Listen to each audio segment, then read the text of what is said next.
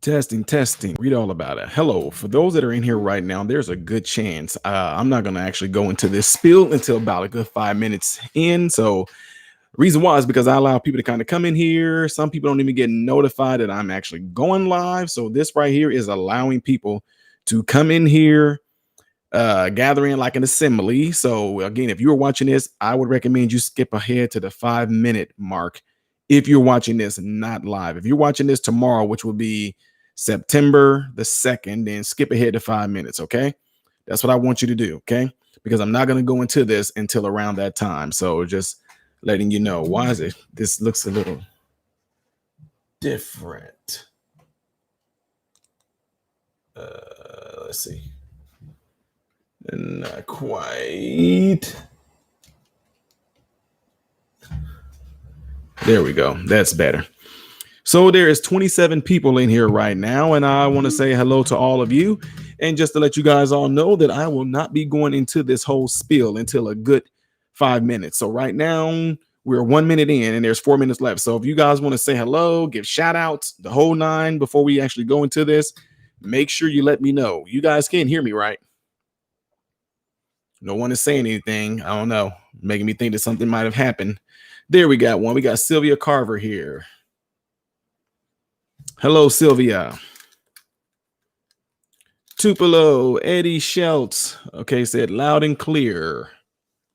All right, cool beans. Like I said, guys, I'm just waiting. We're about 2 minutes in here, and I'm just allowing people to gather in here because most people that actually are on here, some of you are telling me that you're not being notified. So at work break, but we'll be watching in the morning. Okay, Jimmy Sway, appreciate that.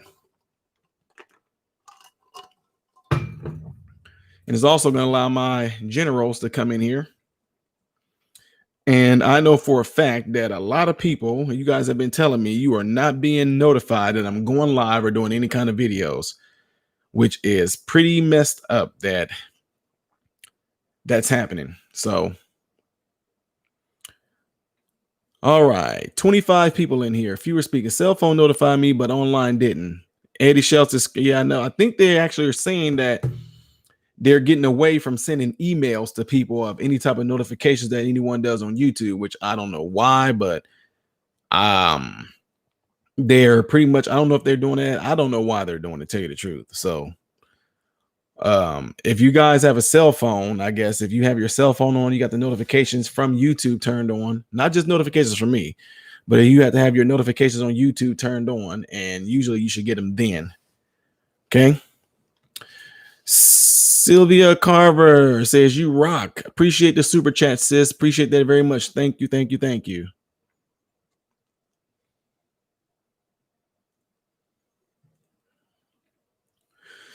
We're about 3 minutes in, folks, and I told y'all it's not a lot of people are getting notified because usually my moderators would have been jumped in here, said something and whatnot, but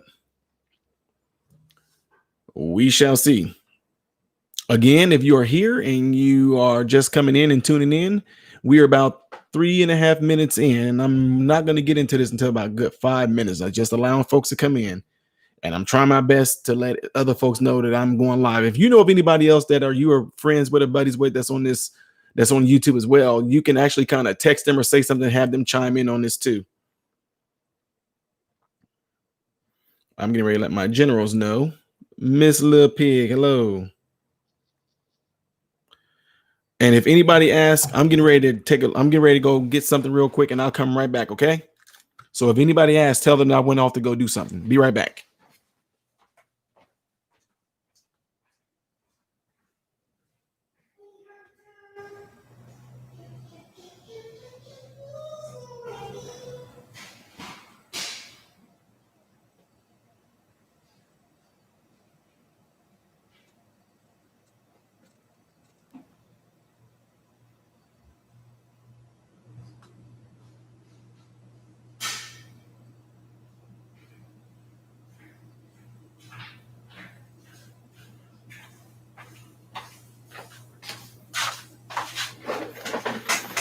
All right, I am back.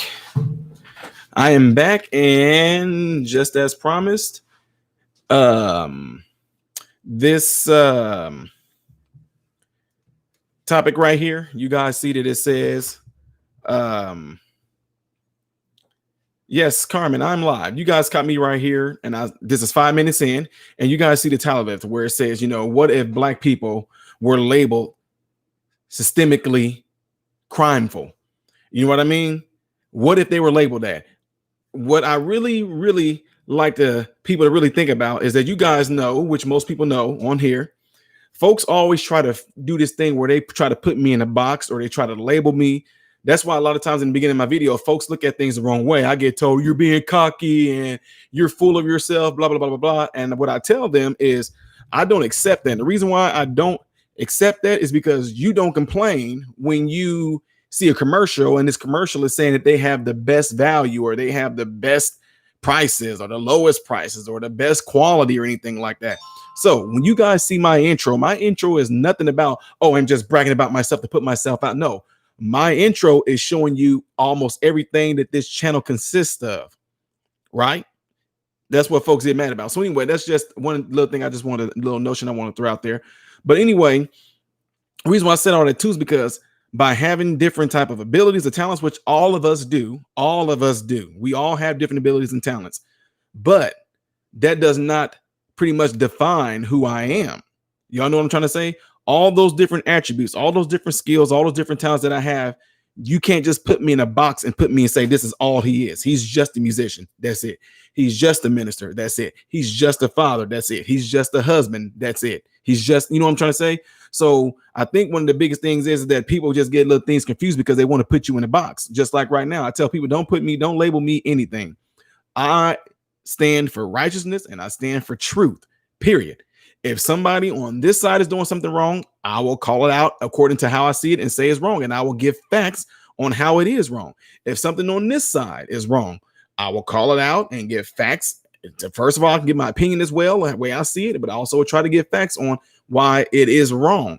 And so in doing so, I don't like for nobody to try to put me in the box and try to say I'm this or I'm that. What you should know, what you ought to be saying is that all I know about Ty is that he seems to be wanting to go down and find out the truth about whatever it is that's going on. Find out the truth. Don't try to put me in no box saying, oh, you're gone political. And no, I'm peopleful. I ain't into politics like that. I'm into peopletics. And then this is something that seems so simple, but it's hard for people to understand is this. And this is real easy to understand, but it's hard for people to do it.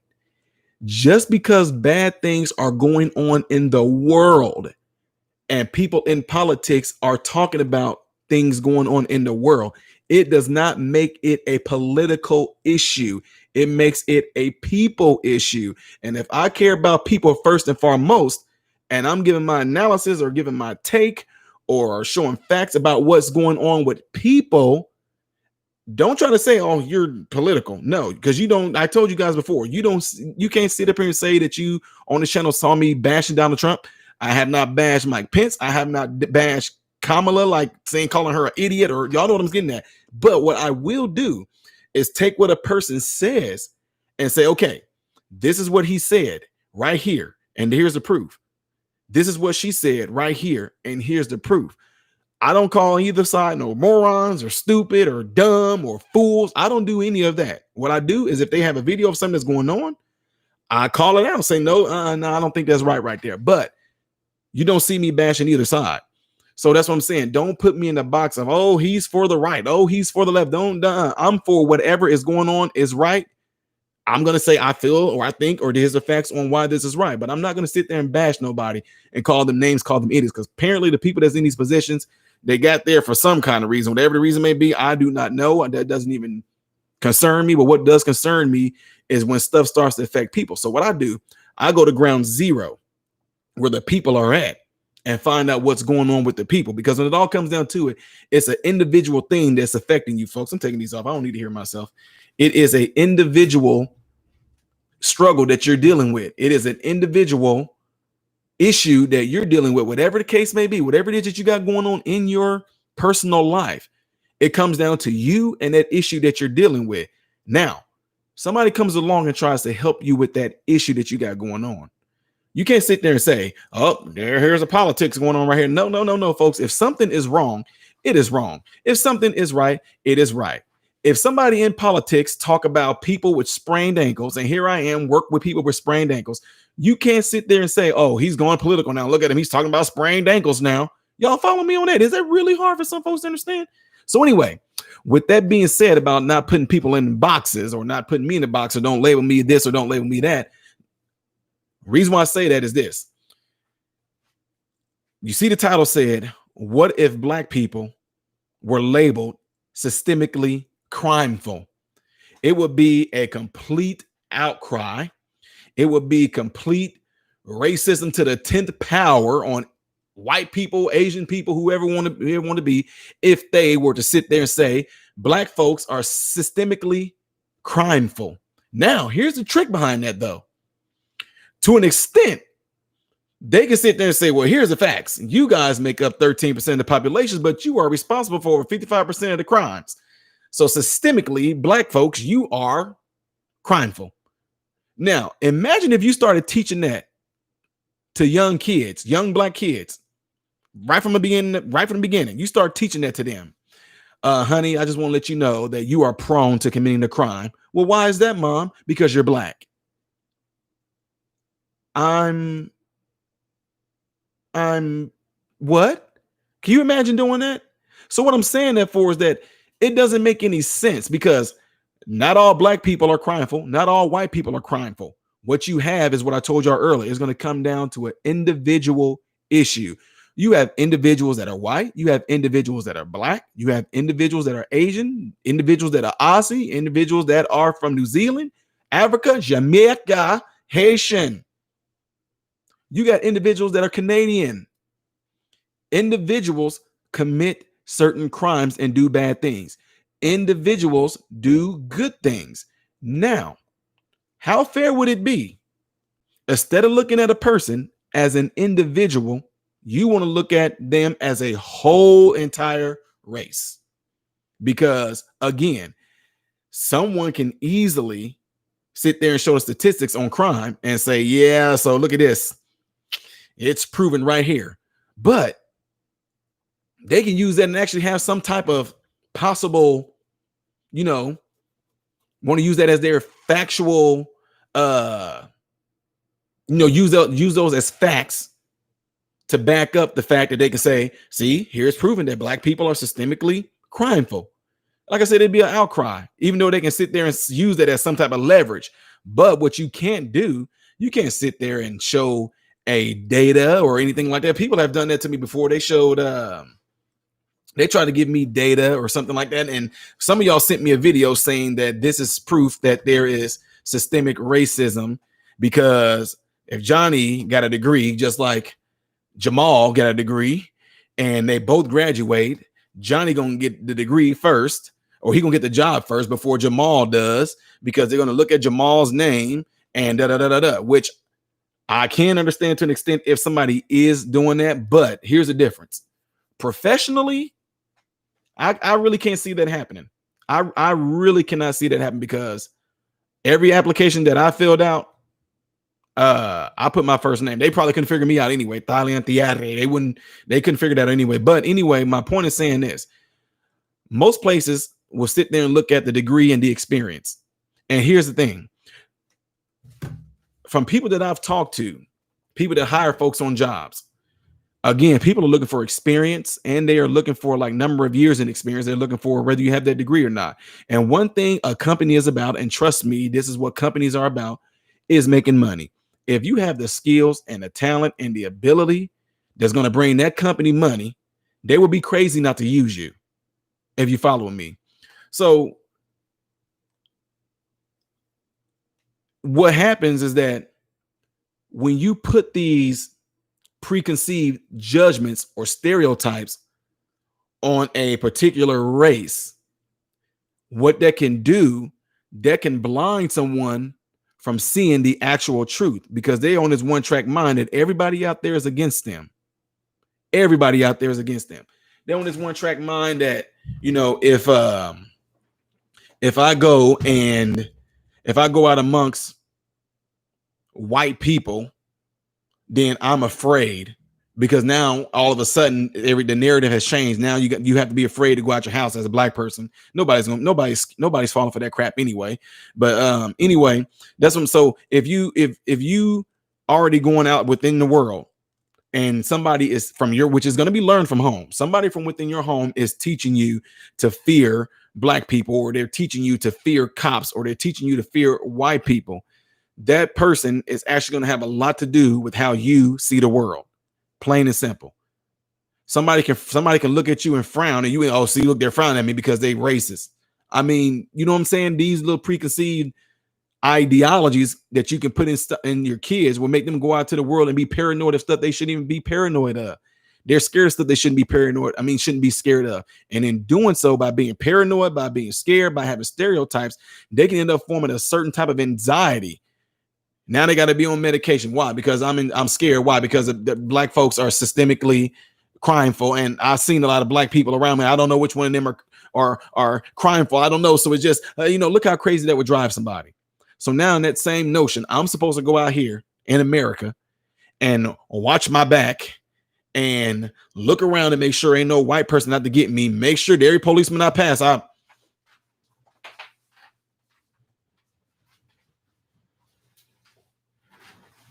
it's like, are you crazy? There is no way I'm going to do that. There is no way I'm going to do that. I'm going to go around like I've always done, with the utmost confidence, walking around in this US of A with confidence that nobody is out there to get me. The boogeyman is not out there to get me. The boogeyman is not watching me to come and get me.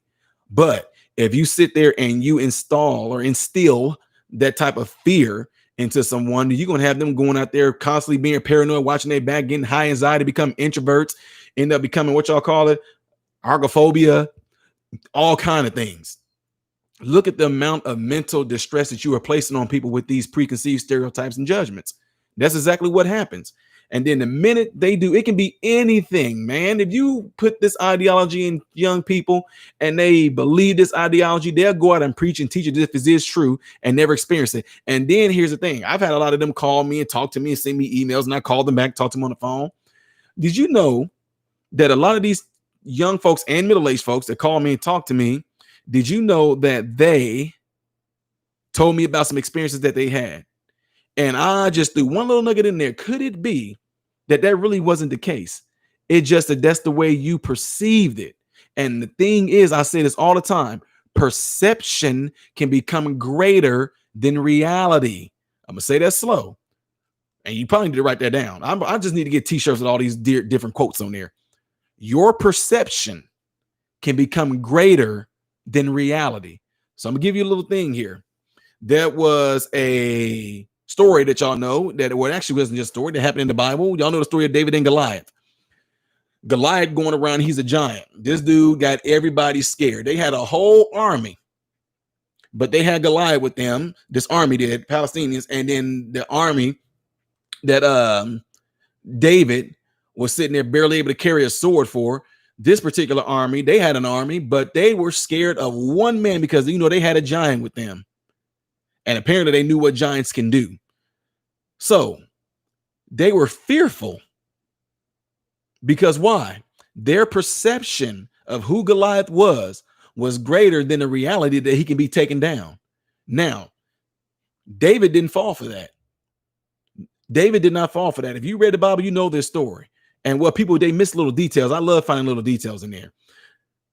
Everybody pretty much knows the story about how David had 5 smooth stones, whatever like that. He had a sling, whatever. He whipped it at he whipped it at Goliath, popped him hard enough to knock him down. Then took Goliath's own sword to cut his head off. But what people don't look into is this. The Bible said that David ran towards Goliath. See, because David's perception wasn't distorted. Everybody else, he's a giant. Oh man, he killed a lot of people. Oh man, he's a champion among champions. But their perception said that Goliath cannot be beaten. But in reality, he could be beaten. David didn't go by everybody else's perception. He went out there because why? Wait a minute. Okay, y'all know y'all all because you guys always fought this dude.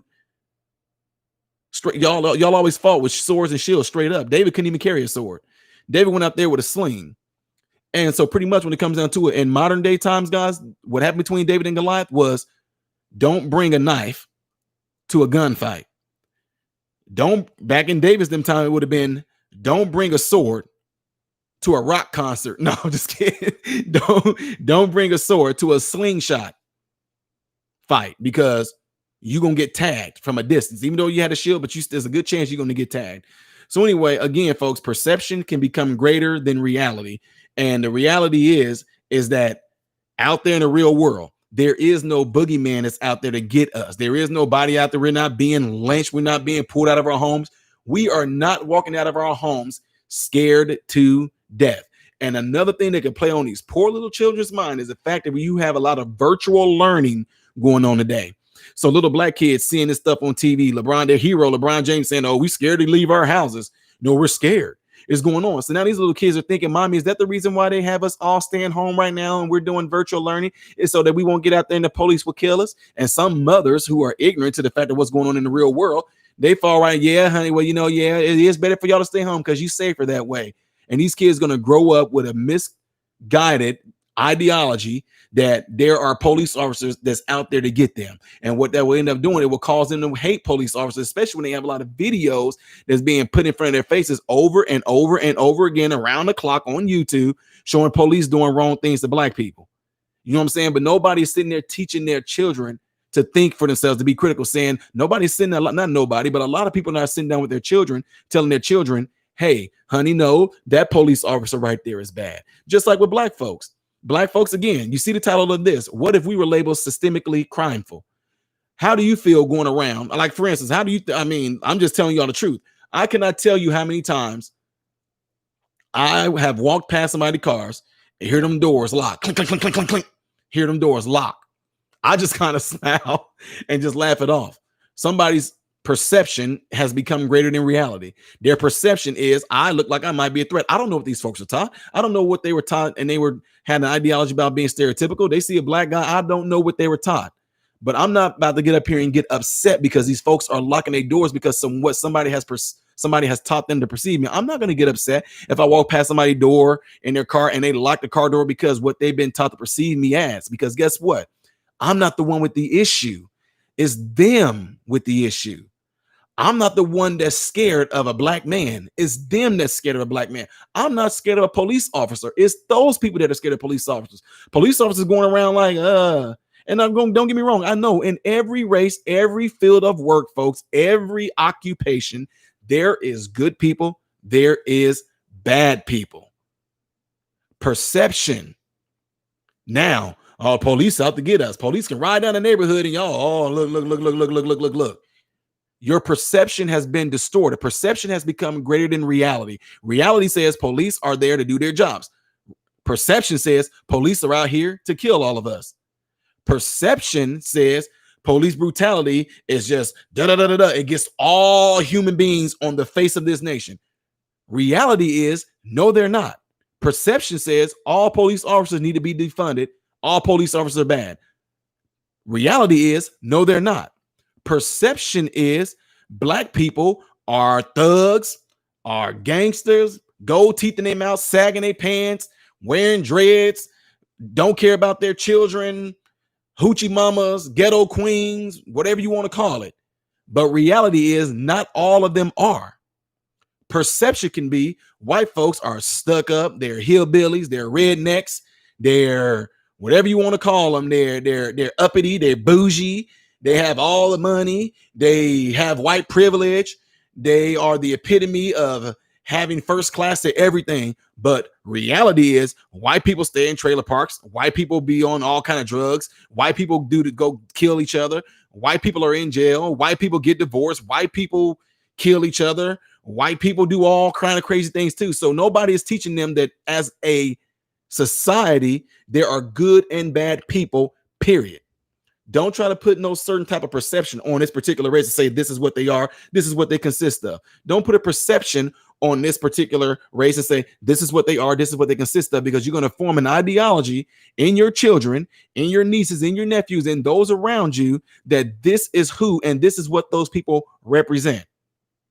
And in itself, that can be stereotypical, that can be discrimination, that can be racist. to do something like that. Not all black people are bad. Not all black people are good. Not all white people are bad. Not all white people are good. Not all police officers are bad. Not all police officers are good. If a person as an individual is bad, let that individual be the bad person. Period.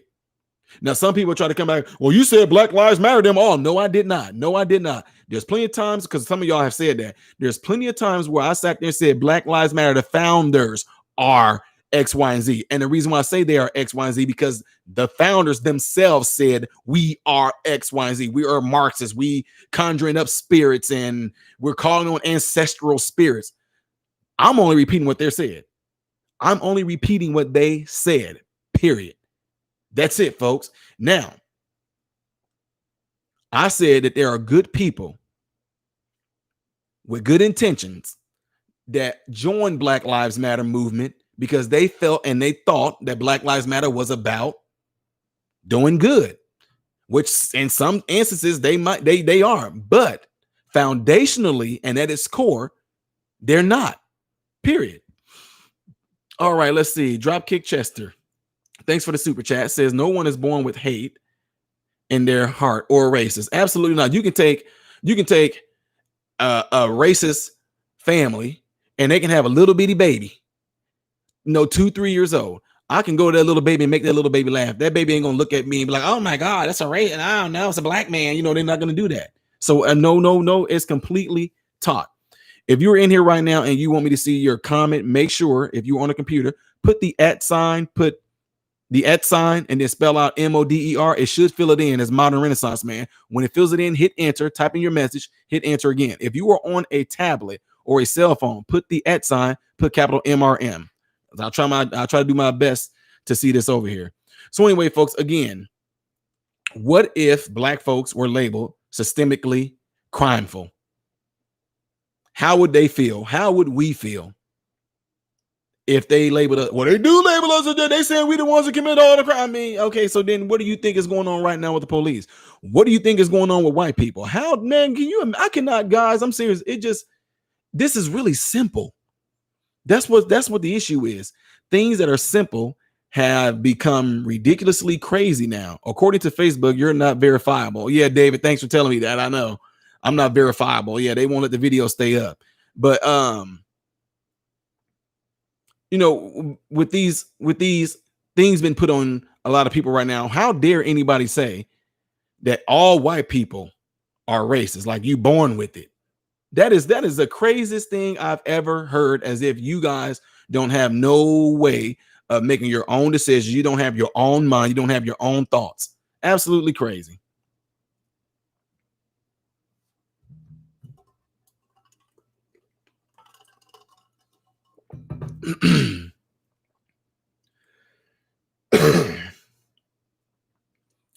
Deadwood said, if the police stand down for a week, veterans would gladly clear the streets. Just give us CS, gas, rubber bullets. I know it would only take a day or two. MRM, without a doubt. Yeah, Deadwood. Yeah, exactly. I'm with you on that, Deadwood. You know what? You see what I'm just saying?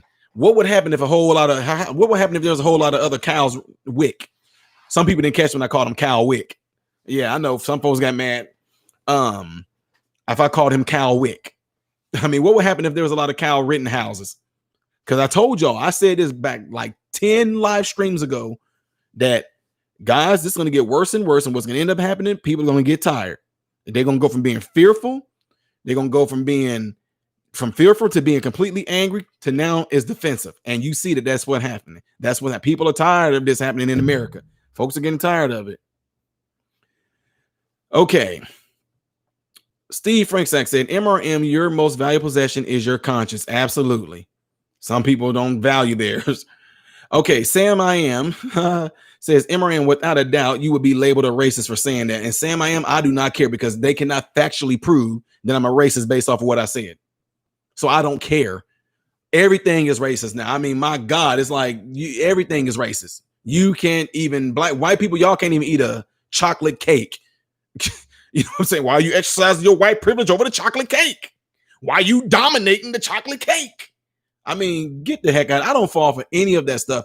If what I'm saying is about right and wrong, period. If you want to label that racist, that's what I'm saying. Same, I'm not saying it's particularly to you. I'm saying it's in general.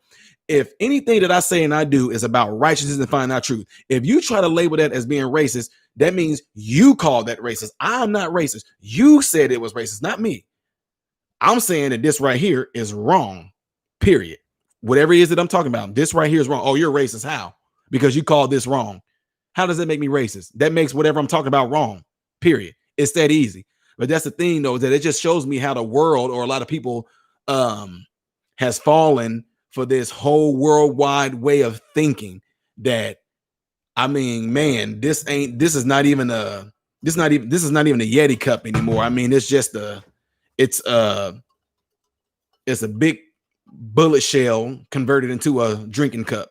You know what I mean? It's a big bullet casing converted into a drinking cup. That is not a Yeti cup. It's like this is a Yeti. Sorry, dude. You're a cuppist. I mean, you're a bulletist. I mean, you're a ballisticist. Why? Because I'm saying this is not a bullet casing. This is not a big giant shell casing. It's a Yeti cup. That's how I do with people. I make things really simple, and then when you make things so simple, they're lost. That's why they get mad when I was like, "Oh, you read a brochure." So somebody said, "Hey, if somebody said that this is wrong, call them a racist." If somebody say that all lives matter, call them a racist. They don't even know why they're calling you a racist. You say all lives matter, you're a racist. Explain to me how I'm a racist. Because you said all lives matter. So then does yours? Yeah, aren't you white? Yeah, aren't you, since you're white, aren't you part of the all? Well, yeah, but nah, see, no, there is no but. When you say all lives matter, black, white, Asian, Latino, Mexican, Indian, Spanish, Russian, Japanese, Chinese, all of it, all lives matter, period. Well, no, see, all lives don't matter until black lives matter. What do you even mean by that? Please explain that to me. All lives don't matter until black lives matter. When, I'm confused, because when has it not mattered? I mean, you just bringing up stuff that nobody even cared to even know about. I mean, who made you think or feel that black lives never mattered? And what stats or what facts do you have to show proof that the nation of America don't care about black lives? That's what I tell these folks. But no, they just, oh man, you just trying to see, that's all you do. You okay? Blah, blah, blah. Okay, let's see here. Let me read some more of y'all comments. We're all born without racism and prejudice. That sadly is a learned behavior, says Lethal. That's absolutely right. Evening, fellow carbon units, says the winch. Oh my God. Nobody should be labeled, period. My most valuable possession is my relationship with God. Amy says, that's awesome. Troy said, just wait until after the election. Be prepared for the worst. Hope for the best. Why, you have some special prophecy that's going to go on, nothing might happen at all. Whatever's going to happen is going to happen. And whatever it is that's going to happen, I'm not going to be surprised by it. Let's see. Tim Jenkins says, MRM, if we want the police to be better and do their job right, then us as a citizen need to help by complying and giving them the chance to do the job, right? Exactly. No, but they don't do that, though. They always come up and, no, man, come on. Again, if you find yourself being done wrong by a police officer, do what you need to do. And then when you do what you need to do by complying and doing all that, call the police station, file a report. Get 2 or 3 people with you, go up to the police station, say, I want to talk to the captain. This incident happened, and you can bring that police officer here right now. I will tell him to his face that this happened, if you're so sure of that. Because some of y'all wrote me, oh man, my mom put me on. The police officer said that he's going to shoot us if we don't leave town. I'm like, okay, so wait, you telling me, like, yeah, I'm serious, y'all. Somebody sat there and debated with me. They said that the police officer pulled her and her mom over, and the mom wasn't doing anything. And the police officer simply went up to the car, asked for her license, yada yada peanut butter, and then he told her, "Leave this town right now, or I'm going to shoot you." And then the girl said that the police followed them till they were out of town. I'm like, I don't. So I said all kind of things like, okay, so when the police, I said, when the police was following you and your mom, did both of y'all have your phones? She said, yeah. I said, why didn't you and your mom pick up the phone and call the police and say 911? Yes, that's a police officer who threatened my life, and he is following me right now. He doesn't have his lights on, but he's following us. He told us that he's going to shoot us if we don't leave town. Can you please send another unit? We're right here on such and such road or such and such highway, heading east or heading north, heading south, and this police officer is trailing right behind us. He threatened that he would kill us or shoot us if we don't leave town. Can you please send somebody right now? Oh, well, see, he told us don't use the phone. Well, oh, get out of here. I don't want to hear that mess. Heck out of here. Okay, let's see. James Cox said, where I'm from, you break in my house, I got a 44 mag just looking for a reason to say hi. James Cox, exactly. That's already happened to some people that try to burglarize this woman's house, and she blasted them. Okay.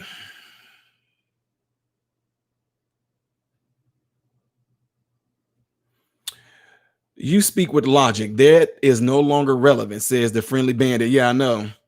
And if you do speak logically, because people can't logically talk back to you, they get mad and just respond with emotion. You a effing disgrace. You would, oh, okay, here we come on. I'm like, come on, I know. I'm a disgrace. I'm a this, I'm a that. I know. Okay. Deadwood said the road to racist white folks drive on black roads, and those roads have white lines telling us to stay in line.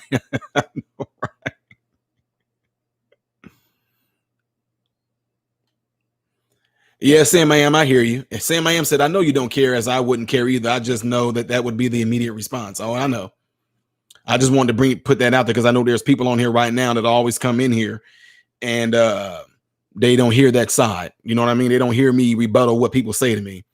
Okay, Kevin Serrano says the core issue is the race war between the white and black is social media that gets shoved down everyone's throat and gives people a false perception. That's absolutely right. I completely agree with that. I wish that there was some type of legislation or some type of law that can be put into place that if you can show proof that the news or whoever it is deliberately lying to get people to see one way, to manipulate how people think and feel and get people to start reacting to this false thing that they put up, they should be held accountable for that and should be charged for it.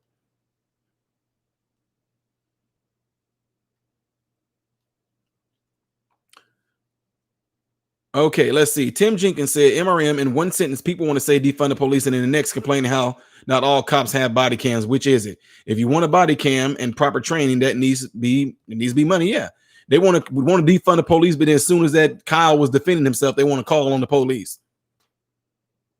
I hate that, but it'd been crazy if the police officers would have been like, "What do y'all? This what y'all want, isn't it? Isn't this what y'all want?" You all said abolish the police. Imagine us not being here right now. Carry on.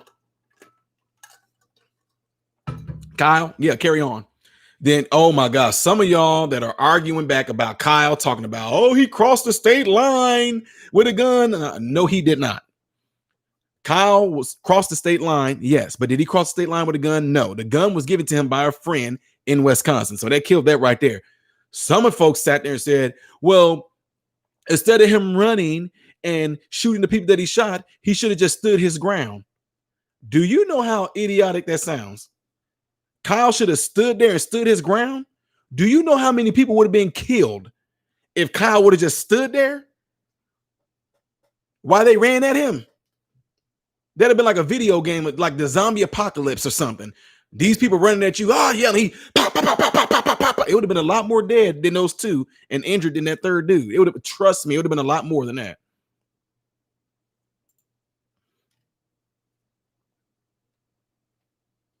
They all getting rid of the police until they need them. Exactly.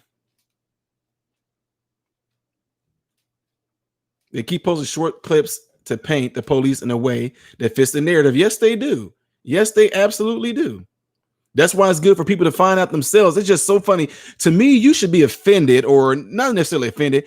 You should feel insulted to your intelligence that they think y'all are so dumb That they can just show y'all a small clip and y'all just gonna, yeah, oh, defund the police. Look what these police officers doing. They are insulting your intelligence by not wanting to give you the full story. And you know what? It's sad because that's what a lot of ministers have done in church. They give people a scripture. This is what that means. People go around. That's why I tell people, don't you must be out of your mind if you think that the Bible says, yeah, the Bible does have quote or scripture in there that says, judge not lest ye be judged. People say it to me all the time. Well, Ty, I don't know now. I don't know if I would be saying on there, we're not supposed to judge. I'm like, where are you reading that at? Did you read the rest of it? Did you read before and after? Did you read why he said what he said? And then you go on to say, they said, judge not, judge don't. But let me paraphrase it and make it a little bit more modern sounding right now. This is the TIV, the Thailand International Version. It says, don't judge somebody unless you want to be judged. If you do judge somebody, you will be judged according to the judgment you used. So I tell them, so if I am judging and I am judging a righteous, factual, truthful judgment, I would want that same thing on me. If you're going to judge me, as long as you judge me righteously, as long as you judge me with truth, as long as you judge me with facts, I'm all for it. Now, where's your argument now? Then they don't read later on the Bible where it says, know ye not that the saints shall judge the world? See what I'm saying? They don't read, they don't do all that. They just get one scripture and roll with it, which is like what the news do. They take one clip, they roll with it. They tell you this is what this clip means. It means the police are racist and that the police are full of brutality. This is why we need to defund them. Nobody sit there and ask, well, wait a minute, what happened that made the police do what they did? What about the before and the after? What about the during? What about the after? What about the facts once this has been investigated? No, they just want you to respond before you get the facts and the truth.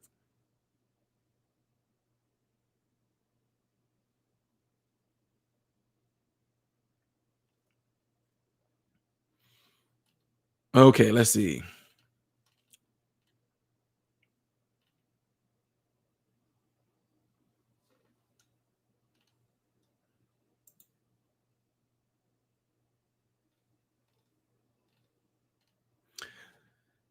Okay, let's see.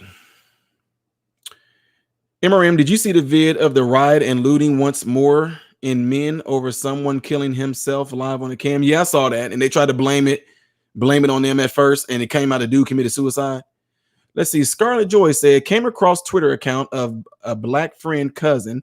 I cannot believe the vitriol on Twitter. Hate to white people is unreal. Even suggesting to assassinate President Trump. Okay. Yeah. MRM, there should be elections for news anchors. Seriously. Yeah, it should be. Better yet, you know what? But it all depends on who owns that news station, though. So that's where the real thing comes in. If there was the accountability account for the press, this would stop. Exactly, Deadwood. MRM, they could be figments of law enforcement. Heard one guy say he should have given himself up to the mob. Yeah, lost your mind. People chasing somebody with a gun like that. Come on now. MRN, why do you reckon other countries have less gun violence than the U.S.? Why do less countries have less? Well, of course, I'm not going to sit here and act like the reason why they got less gun violence than we do, because we have a whole different type of constitution than they do. And the constitution that we have here and the amendments that we have and all that is supposed to be set in stone and supposed to be forever. So here's the thing, though. The reason why, you want to know the real reason why, like I told you, I always want to get to the truth of the matter. Okay. Henry Sloan asked the question, why do you reckon other countries have less gun violence than the U.S.? That's because if these other countries don't have the same type of freedoms to guns, then they're going to have less gun violence. But what if I turn around and said, how come these other countries got way more knife violence than what the U.S. does? You know what I'm trying to say? How about it come down to what I said in the beginning? Henry Sloan, individual responsibility. I don't care how many guns we have in the U.S. That's our constitution. That's our right. Okay. It's just like saying we would have a whole lot less DUIs if we didn't have any alcohol. So the point, what I'm saying right here is that that individual person that decided to drink like crazy and get in the car is at fault. Individual accountability is what it all comes down to. If a person wants to kill somebody, they're going to kill somebody, be it gun, be it a knife, be it a fork, be it a shank, a shiv, be it a belt, put it around their neck and choke them out, be it fish line or cable line. If their intentions in their heart is to kill someone, they are going to kill someone, period. So when it all comes down to it, it boils down to righteousness. It boils down to people having a sound mind, getting things morally, comes down to morals, teaching people to be good citizens. Now, it's not going to work for everybody. It's not going to work for everybody. But at the same time, no matter what, guns is not the issue. People are the issue, and people will continue to be the issue. People will always continue to be the issue. So, do I believe that if we had no guns in America, will there be less crime? I don't think it's going to be less crime. I think you still gonna have the same individuals that want to use a gun to harm somebody. Those same individuals are gonna find something else to harm somebody. So it may be less gun violence, but it's not gonna be less violence, period. That's my take on that.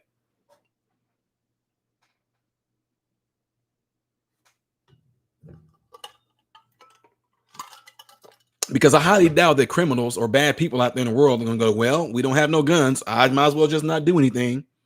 No, people are gonna still find a ways where they're gonna drug somebody. I mean, they're gonna find ways, period. Now you say things like, well, in order to cut down, I know for a fact it'll cut down on things like school shootings, mass shootings, which is pretty much like a rare occurrence, whatever like that, but it's not gonna stop a person from actually harming another individual.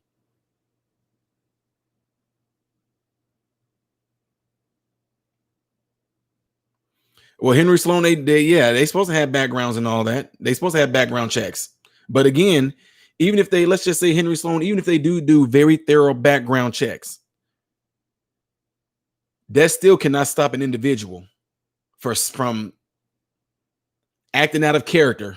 Somebody took them there and they just killed somebody. It still can't. I mean, so many people do so many bad things so many wrong reasons. Some people, they're getting divorced and they take themselves out along with their wife and kids. So if he didn't have, there is people that's known to have done that without a gun. They went to the room, killed their wife with a knife.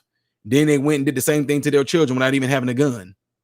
You see what I'm saying? So if you get a background check, I get it, folks. I'm with y'all. I understand that you can go and get a background check on, a background check to get a gun. I totally get that. But it still cannot stop a person that has a clean background from engaging in something that causes that person to snap. It just won't.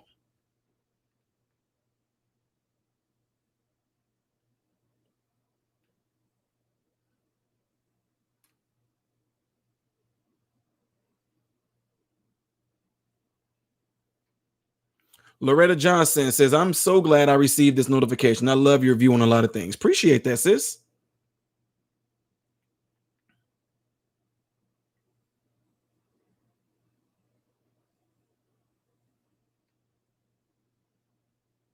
It comes down to individual responsibility, plain and simple, folks.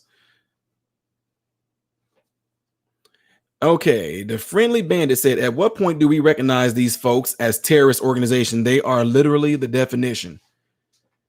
You know what, Friendly Bandit? This is what a lot of folks don't understand and what they don't know. This is what I'm saying right here. I understand, see, the protesting and all that. The protesting and what they're doing, a lot of that falls back on individual governments within those municipals or those jurisdictions, okay, that's letting this stuff happen. Mark my word, let somebody that's part of these bad organizations, let one of them go to like a building or something like that, and let one of them strap themselves a bomb and go blow up something.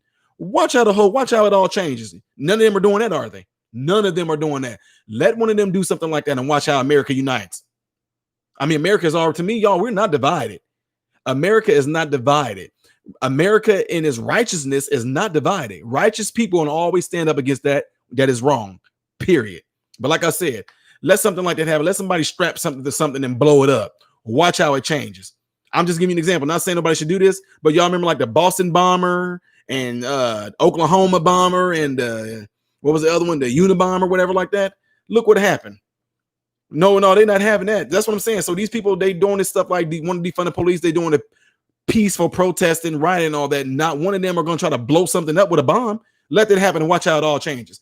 Better yet, some people don't even know. Did y'all notice ain't nobody tearing down statues no more?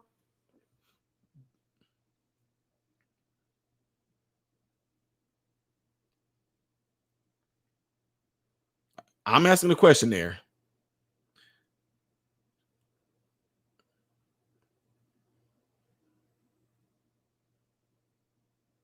James Cox said MRM, the OK bomber, was of a different mindset. I don't think nobody cares about the mindset. I think they care more about the act. That's what people cared about, is what they did. It was the act. Lethal. Y'all notice that? Lethal said, why is that? You notice they stopped tearing down statues?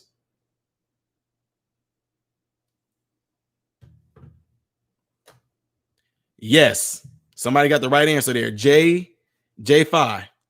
Because Trump signed an executive order that said if they tear down any more statues, I think he said something like it's minimum 10 years. All of a sudden it stopped. Where are those bold people at right now, y'all? Where are they at? I'm telling you, this stuff that's going on right now, all it takes is, man, I'm telling you, I don't know how all the laws and all the stuff work, but I do know this.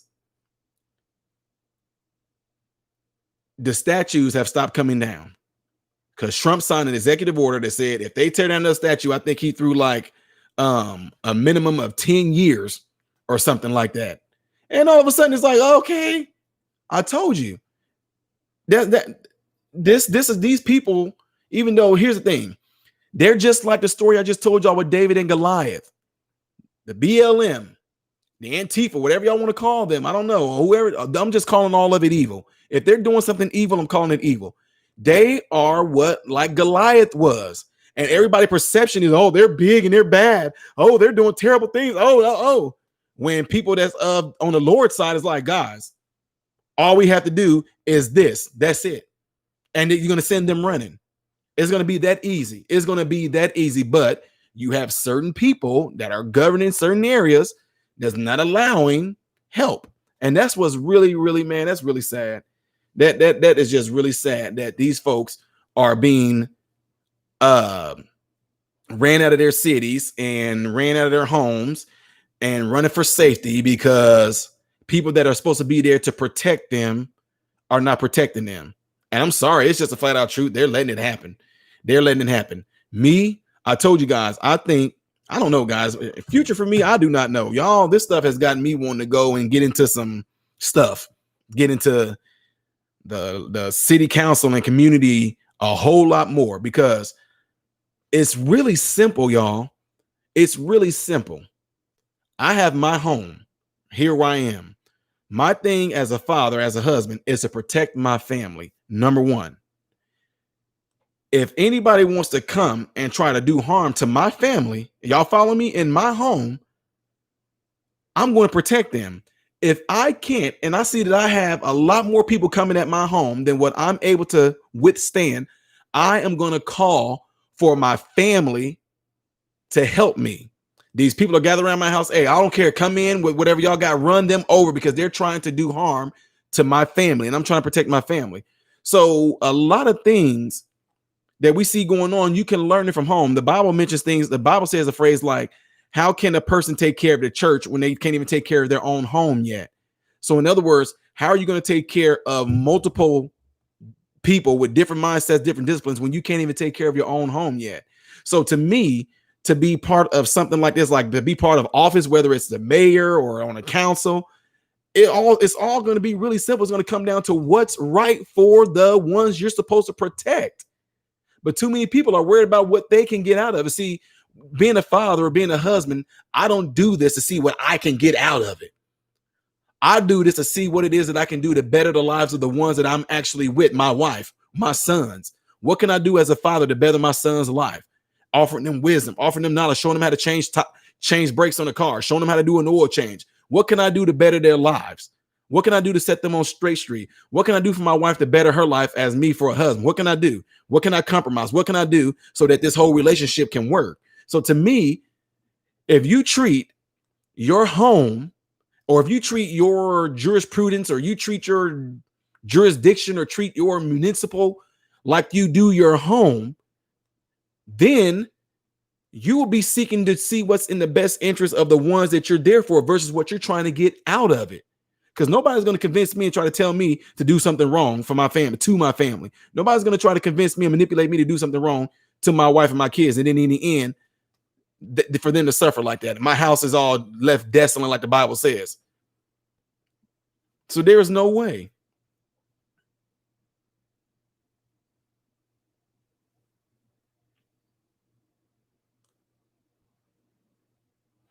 Okay, let's see. The Winch says the most prolific serial killer in history used a knife. A Canadian serial killer used a gun, and he got from somewhere.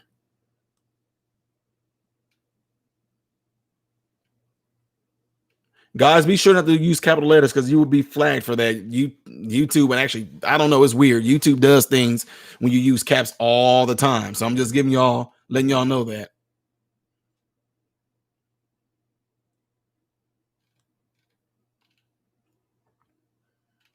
Let's see. James Cox said, Miriam, you're right. It's our job to protect ours. Yeah. I'm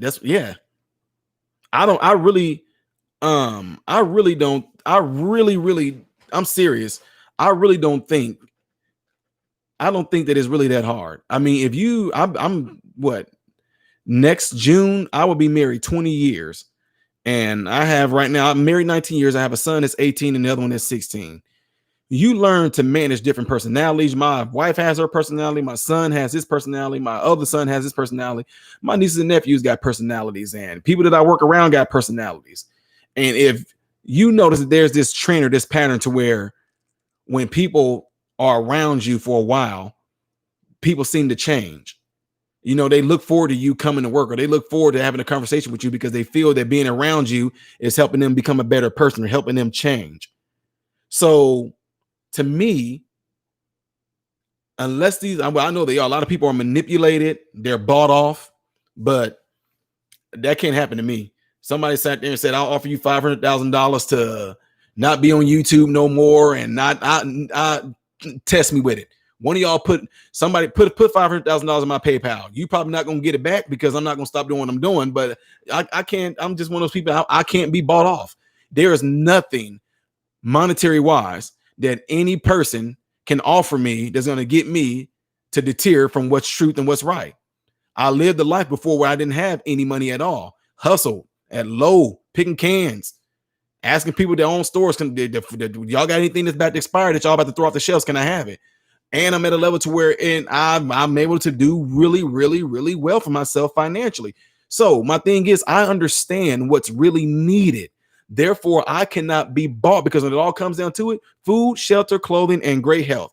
That's my concern right there. And that's my concern for you guys. As long as I have those things, extra money and stuff like that, I mean, that stuff doesn't do anything for me. So I can't be bought off. That's why I'm telling you right now. Coming to a city near you. No, if I was to get into any type of office or something like that, people would be really ticked off at me because they're going to see that I cannot be bought off. They're going to see that my interest is the people, period. How are the people doing? How are the people doing? How is the city doing? How is these neighborhoods doing? How is the schooling doing? How are the teachers that's actually teaching the school doing? Do they actually want to teach, or are they just doing it because it's a job? I want to get like in the face and get down to nitty gritty, because you want people to actually enjoy and love what they're doing. Because if they don't, it's going to reflect on the ones that they're teaching.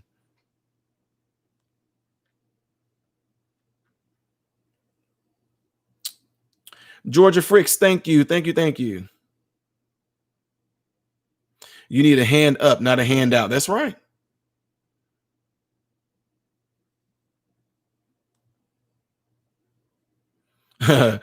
Werther's Unoriginal say, you got my vote. Okay, Blue Jean Blue says, with everything going on, it feels like sex trafficking is getting bigger and bigger.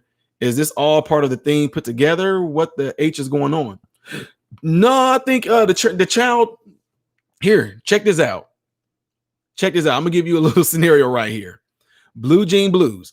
All I can do is give y'all certain type of scenarios or analogies that I have experience with, or certain things like that. Now, it's not to say nothing about.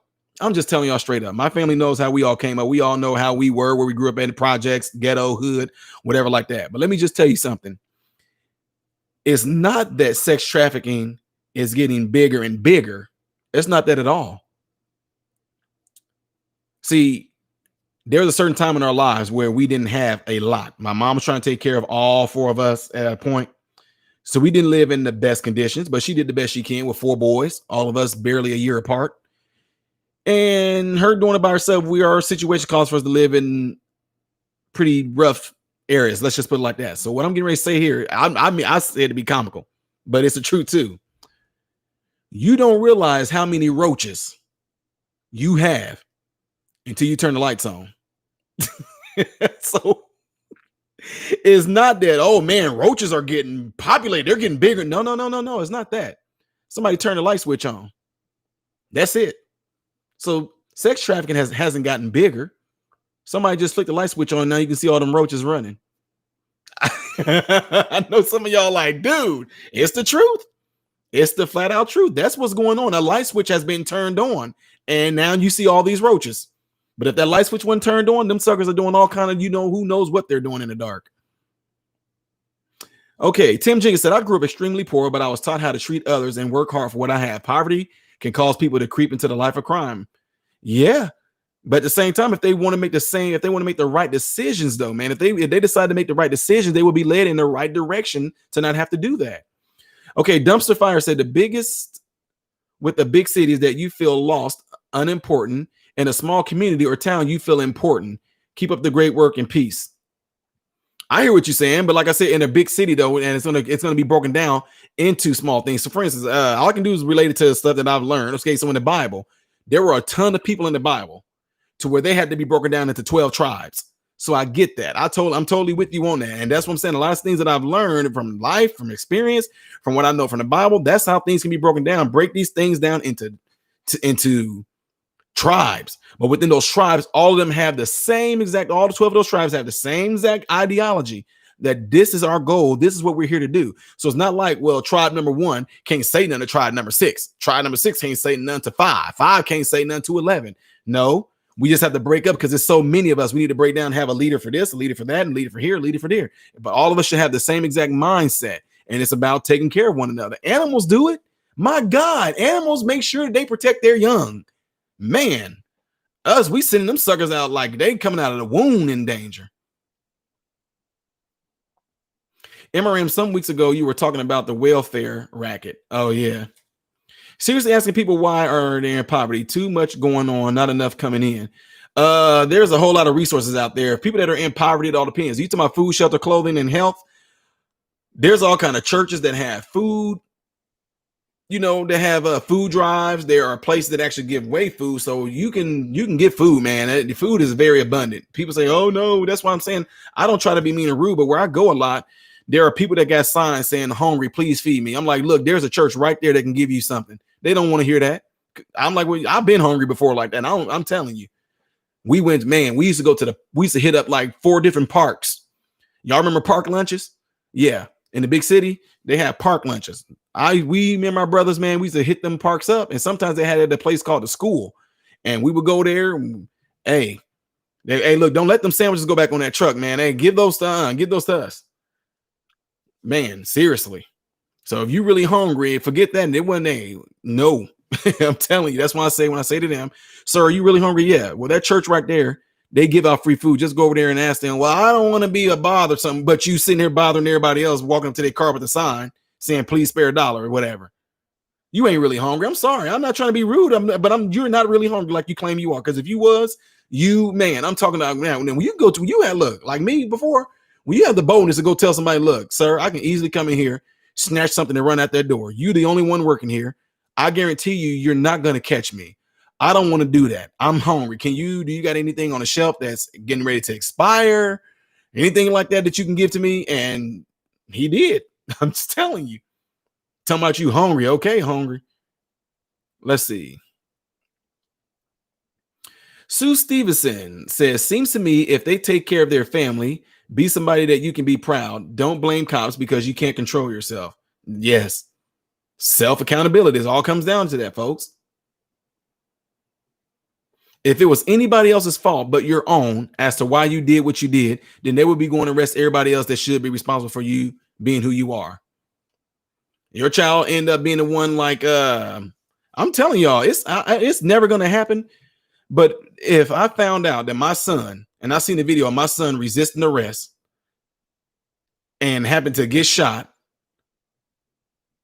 I'm not that parent, y'all. I am not that parent. I'm the parent that if my son's got in trouble at school, I would ask the teacher, I would go there and talk to the teacher what happened. Da da da da da. I'll be looking at my son. Mm-hmm. Yes, Miss Johnson, what you say? And the whole time she's talking to me, mm-hmm. Mm-hmm. Yeah, because he knows what's going to be coming. He knows what's going to be coming. So it's just like some of my cousins. Love my cousins. They got killed thugging, being gangsters. What am I going to get mad at the person that killed them for? I'm sad that they got killed. What do I look like being mad at the person that they got themselves killed by? Especially when I know that this is what you do. Come on, man. That's what I'm saying. Don't do this stuff, folks. Really, black folks really need to stop doing this.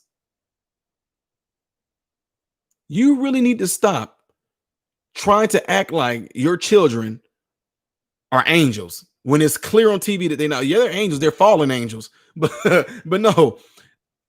Why can't people just say young? I mean, like, for instance, I haven't seen a video. I mean, it might be out there, but I haven't seen a video where a young man did something wrong, got himself shot. He led, and his mom, they spoke to the mom, and she sat there and said, you see what happened to my son? I don't want any other black young men to be like this. I don't want any black men to don't quit resisting arrest. Quit fighting the police back. How come they can't come out and do that? Why they got to come out and just instantly want to be the one to attack the person that did something to them? Just like some of y'all moms out there right now, single parents, your children get in trouble at school. The first thing you want to do is jump at the teacher's throat, knowing good and dang on well your child bad. Your child in the 8th grade, and from the 4th grade all the way to the 9th grade, every teacher has something bad to say about your son because of what your son did. But oh no, it's not your son, it's the teacher. Come on now. Come on now.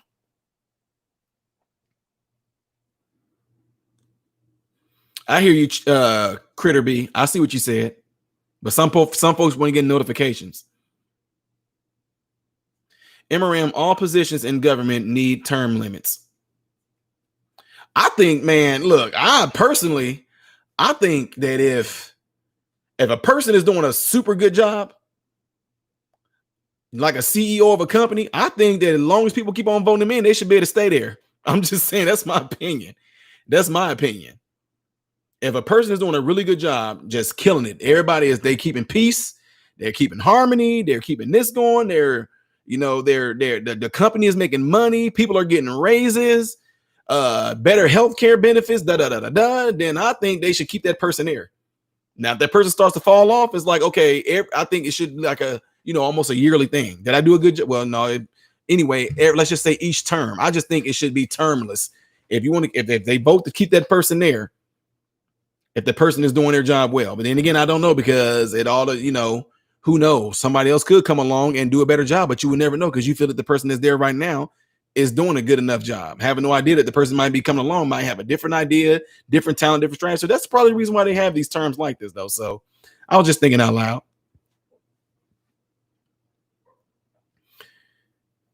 Hey, MRM and all, just got here. Listen, I hear you, Kimberly. James Cox said, if my daughter gets in trouble at school, I ain't going for the teacher. I'm going to punish my daughter, then ask the teacher. Yes, exactly. Okay, let's see. Edie Schultz says, what do you think caused you to be able to escape the world you were born into, whereas so many others perpetuate the cycle of poverty? Choices, man. It all comes down, Eddie Schultz, it all comes down to choices. What people like to do to me, they like to say, Well, that's because you had when I name off all the people that had something to do in my life in a positive way, people will throw that at me and say that's because you had all these good men in your life. No, it's because I chose to listen to these good men in my life. You don't think that just as many good people there were in my life, there were bad people in my life? I'm not trying to down my family, but I got, hey, look, a lot of my family, look, we were born into crime. I mean, you talking about family members that are major big time drug lords, folks, drug lord kingpins. You're born into that life. Okay. Now, if you decide to do the right thing, the family was never like, oh no, look at you. You just trying to be. No, they never were like that. They were actually happy for you. They supported you. But this is the life they knew, period. And I was doing great things, being successful in track and field, and the family was right there to, hey man, look, cuz killing it in track and field and basketball. Hey man, like cuz killing, but never once did they say, look at you acting all bougie, and they didn't do none of that.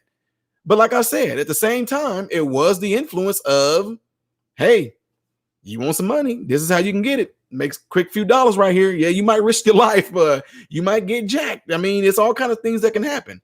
So the point is, whether it's good or whether it's bad, I chose to listen. That's what it was. I chose to listen. I looked at these people that seemed like they had a decent life, a good life, and I listened. And the issue that we have to, oh my God, to me, honestly, with a lot of things that kids have at their fingertips today, man, there was no internet when I was coming up and all this stuff. Not like it is right now. There was not all these resources where I can just get in contact with somebody immediately. There was no YouTube where I can look at how to do X, Y, and Z. It was none of that. It was none of that. You had to really sit there and choose whether you want to do the right thing or the wrong thing. That's what it came down to. You had a choice whether you want to go. I mean, come on now. You get to a point where you see a pattern.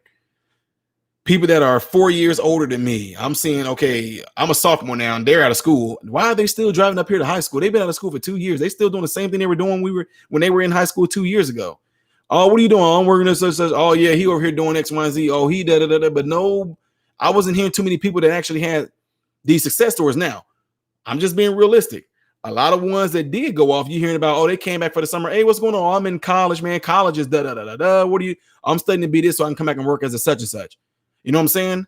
But the ones that wasn't doing that, they were pretty much just hanging out all day long. Matter of fact, they had nothing to do. That's why they was trying to come back up to the high school. You 2 years out of high school and still trying to come up there and hang or drive your car up there, trying to holler at the girls, whatever like that. You 2 years out of high school. What are you doing? So my point is that people have choices. It's all going to come down to choices. Nobody forces anybody to do anything bad. If you follow me, to a certain extent, I'm not talking about when you were a kid. Like I told y'all before, mom didn't know this. One of my older cousins knew that I could run real fast. He sat there and said, hey, I want you to run this backpack about 4 blocks straight ahead, 4 blocks. It's going to be a dude up there with a hoodie on, a red hoodie. Take the backpack off, put it in the trash can. He going to give you a backpack. You bring that backpack back to me, I'm going to give you $20. That's what I'm talking about. I didn't know I was doing that. It was a fun game to me. Now, you get older and realize what you're doing. Come on now. On TV, you seen Crime Stoppers, you seen cops, you seen all these people getting arrested and busted for doing drugs and all that. And you realize what you're doing. And it's up to you to run that risk to do it or not. Again, it comes down to choices. Nobody makes you become what you are besides you. Your mind, like I say all the time, your mind does not care what you plant in it, but it will return to you what you planted in it. If your mind is constantly set on always negative, bad things, then that's what's going to become you. How am I so positive? Because I surround myself with positive people. I am a positive person. People want to surround themselves around me because I'm a positive person. It's all when this is not saying about me. I'm just telling you the truth. It's me telling you that I'm a black man. I'm not bragging that I'm a black man. I'm just stating the fact. When people come around me, there's laughing going on. There's joking going on. There's good word going on. There's encouragement going on. There's a good people like my wife. Oh my God. People just like to come to our house just to be in our house. I'm telling y'all, it's so crazy. And we have an open house. People want to come there just to hang out at our house. They feel like The minute I step into your house, it's just this sense of just peace and hospitality here. And then we're playing board games, we're laughing, we're talking about serious issues and helping people. They want to all be at our house all the time until the wee hours of the morning. I'm talking 1 o'clock, 2 o'clock, 3 o'clock in the morning. They don't want to leave, and we don't make them leave. They leave because they have to go to work, or they leave because they just have to go home. So now again, if you surround yourself with people that are constantly doing that, you're constantly around that, you eventually find that stuff is going to kind of wear off on you, unless you are not really trying to change and you're only doing that and trying to be around positive people because you like the attention that they give you. And that's when it becomes an issue.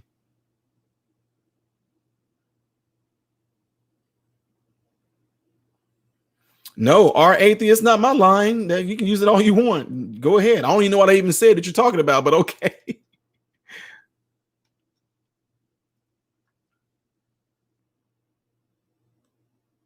Samantha Speaks says, yep, chose.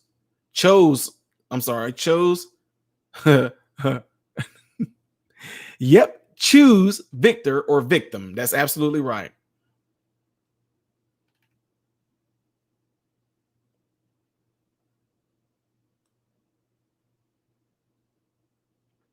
Plain old Jag, likewise. Plain old Jag, been with me for a long time. You have been with me for a really long time, like at least a year and a half or more. Okay, let's see here. MRM, my folks used to be the same way. They used to play Uno for hours on end until the next day. Color did not matter at all. James Cox, absolutely.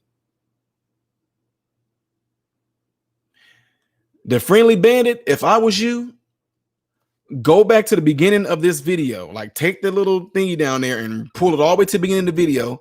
Jump ahead to 5 minutes, and that's going to be your answer.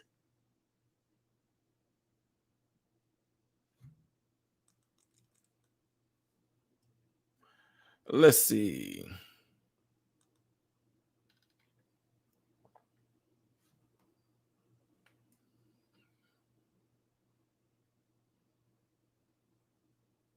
Wait a minute. What are we talking about now? Avery says, how fast can someone correct their posture? Avery, it all depends on how bad your posture is. You know what I'm saying? It all depends on how bad your posture is. But I would say of consistently doing specific posture related exercises, 6 to 8 weeks. But it all it all depends what you got going on inside your body, though. It all depends. If you got like a degenerative disc disease or you have some breakdown, if it's structural, you know what I'm saying? If it's structural derangements or anything like that, or deformations, that's a different ball game. But if you're talking simply out of weakness, yeah, I mean, even if you do have a certain type of range, 6 to 8 weeks. Okay, let's see here. Let's see. Blue Jean Blue says, I know the open door feeling at our home. Our house was always filled with people who enjoyed the feeling of home. Yep. Some people feel just safe. They just say they feel safe in our house. They feel protected. Like, I hate to say it, but some folks feel like, oh man, if I go home, I know that I'm gonna. Nah, that's when I got to teach them these mental strategies. So, put my kids on the right path to life. Up to them to stay on it. That's absolutely right, Tom Hoisier. I let my sons know. I mean, I told you, I got an 18-year-old and a 16-year-old. They go out there and do anything crazy, you better not call me. And I better not find out you called your mama. Absolutely not. Avery, again, it all depends on what you got going on, Avery. The spine is one of my specialties, so. Y'all are mixed up, so you're biased against what I say, says Matt. Matt, I think you might be having a conversation with some other folks. What's going on, Reagan Smith? Let's see.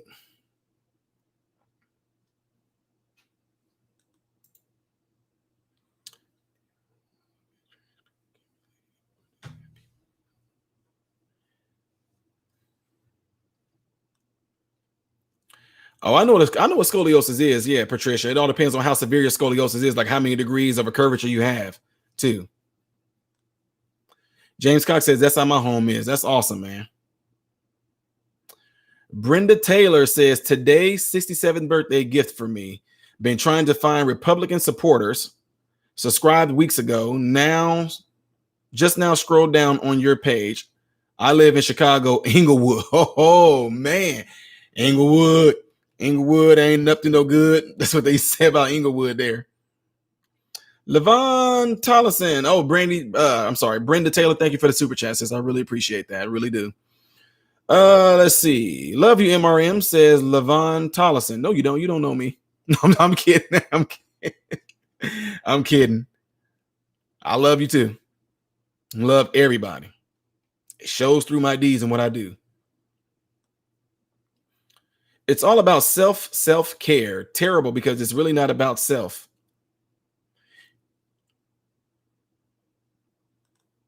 Did you think sports would go down this negative path? I never really watched sports, but here's the thing. Guys, you can tell who runs who by who all jumps on a certain bandwagon. You know what I mean? I have no idea. I mean, yes, I do. If people in sports are jumping on the bandwagon on this, is letting me know who also is running them. Like they probably much saying you have to say something. It might have something in that contract. Trust me. I competed on American Ninja Warrior. There's things in that contract. Y'all just don't know. There's things in that contract you can and cannot say.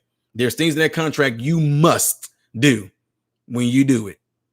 Oh, competing as a professional athlete myself, you get certain endorsements and all that stuff like you. There's certain things you have to say and have to do, or you're going to lose that endorsement. So it's no surprise to me. What's going on, Jason Thompson?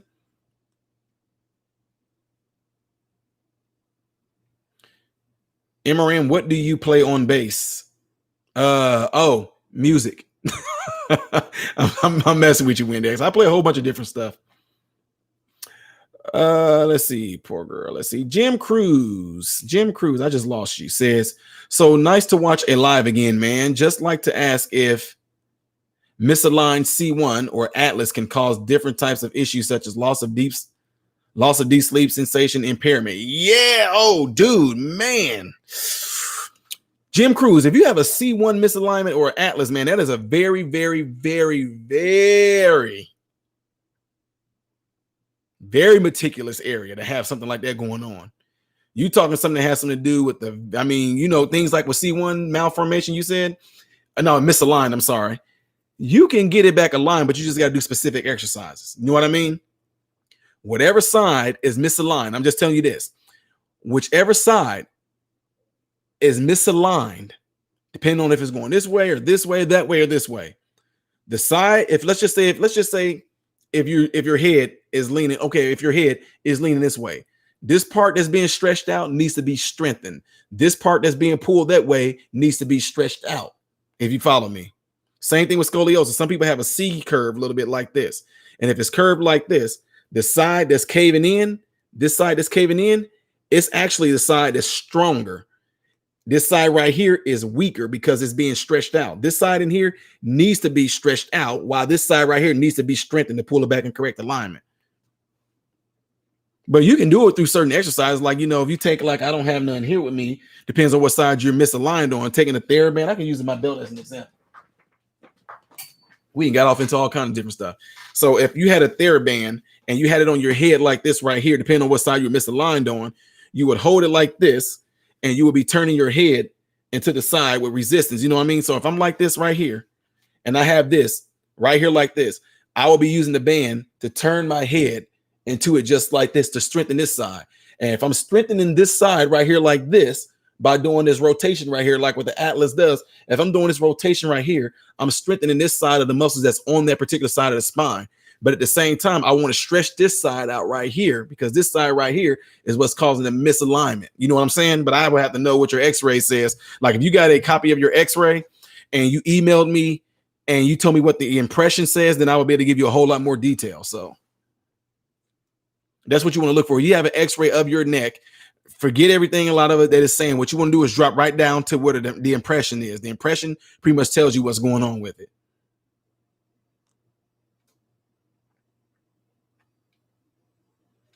Let's see here.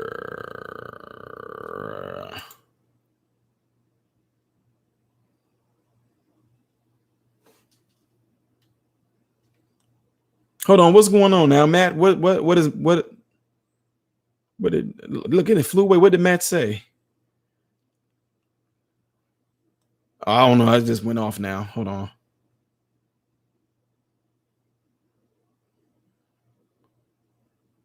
MRM, seeing you as a bass, seeing as you play bass, can you pick up on opening chord like hearing your mama call your name? Yeah, I can pick up a lot with the bass. I can pick up and play. Seriously, I can pretty much pick up and play just about any song on the bass a lot easier than I can on my piano right there. Because I mean, once I kind of find it, then to me, I can just pick up the bass easy.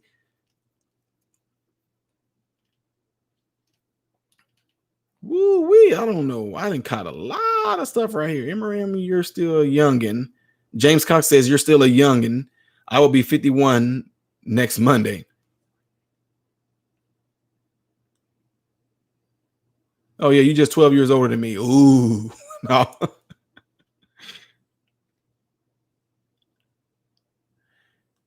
Let's see. I don't see nobody addressing me, so I'm gonna keep on scrolling down. Sorry, folks. Avery, video suggestion for you: show exercises to address posture issues. I trust you. It's a good idea, Avery. I might just do that. I might do something like that. Well, I get some time. MRM, you are my hero, says Lawrence Ritano. Appreciate that, sir. I totally understand. That's not for me. Okay, let's see. That cup is also silver. I accuse Ty of silverism. Yeah. Right. His discriminating against gold and bronze. All metals should be treated equally. Exactly, Mary Kay. I like that. Okay, Experience says, I have this problem with a beer belly, and I've tried everything, ale, larger, light beer, and nothing gets rid of it. What the heck? We need more strong men in society, says Dumpster Fire. I couldn't agree more. Brenda Taylor again says, thanks everyone for the birthday wish. Brenda, thank you. I hope you enjoying it, sis. I hope you are really, or hope you did enjoy it. Critter B says, MRM, I had a C1, C2 fracture from a bad wreck on I-20 through Texas. God stopped my car. That's how they found my lung. That's how they found my lung cancer 13 years ago. Fusion with 2.5-inch screws in my neck. I can breathe, but always pain. Yeah, that's crazy. You survived the C1, C2 fracture. You are blessed, sis.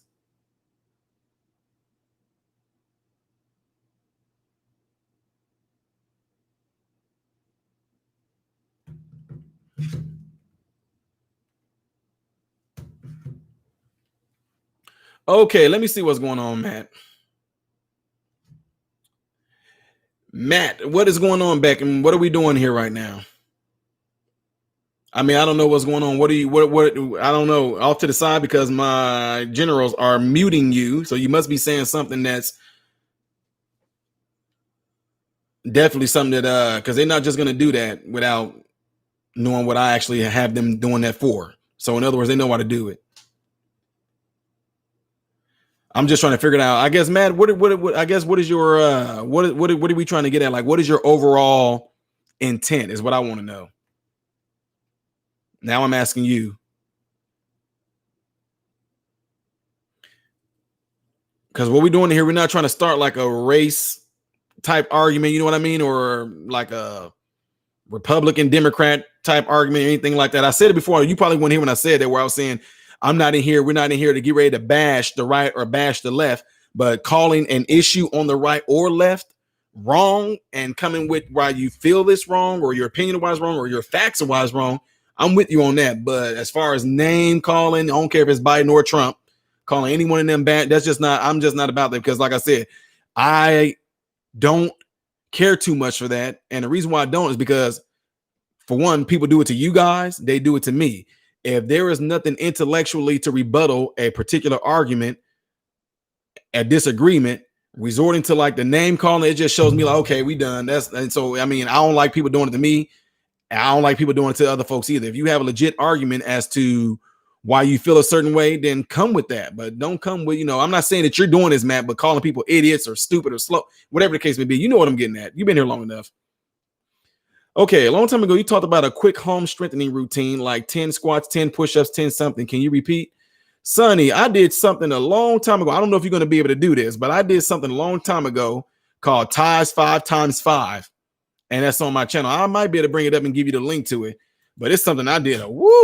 I did that a long time ago.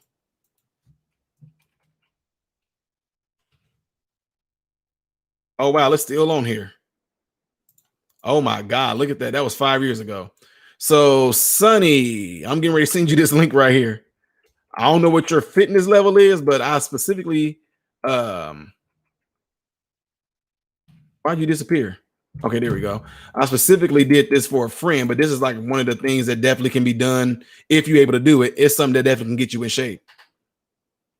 I know that anybody can be an independent thinker, regardless of color. Yeah, absolutely.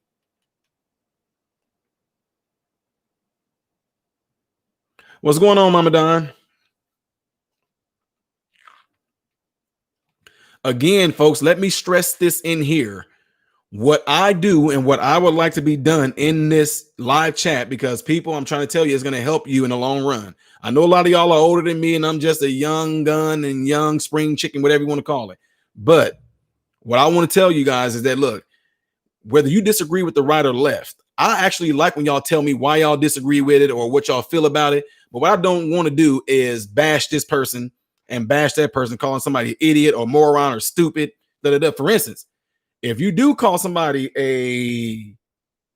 I don't know, incompetent, I would say, okay, well, how is this person incompetent? By doing what? Then we can discuss that. Because I'm just telling you the flat out truth. With me, even with people that want to debate me, or I like to say have a constructive conversation, the minute they say, dude, you are stupid, dude, we don't need to talk no more. There's no sense in why. Okay, then we don't need to talk no more. And it has nothing to do, I promise you, it has nothing to do with offending me at all. It doesn't offend me for people to talk about me like or call me names. That don't offend me. It just lets me know that you actually are not ready to receive truth or facts I'm getting ready to show you, because the fact that you calling me stupid, for you to even resort to have that in your heart to even do that, it lets me know that you're not ready to receive truth. You hell bent on spewing out what you want to say and out of hatred, most likely. So, okay, Matt. My dad fell and broke his hip in 89. They are saying that he's going crazy on the meds and may have to be put in the psych ward. Is that something you have heard of? When you say that he's going crazy on the meds, are you saying that he's become addicted? And if so, no. Blues. I've heard of medication that's been given to people, sometimes a nerve block or some of the pain medication that they give the patients do cause the patients to go out their mind. But what they need to do is switch the medicine to something else. It's called psychiatric issues. But yes, I've seen that a ton of times. We had one guy that had a hip replacement. While we were walking with him, he said, "Get out of the way," and he started going. He literally started doing like he was shooting a machine gun. So and then, like the next day, we were like, "Dude, did you know you told us to get out of the way and you like grabbed your walker and like lifted it up and started going?" He was like, "There is no way I did that." Like, we like, dude, yes, you did. So no, what they need to do is change it. We told the doctors about that and they changed his medicine though. So Jimbo said I'm in perfect shape, a round shape. I used to also be a perfect pear shape too. Oh my God.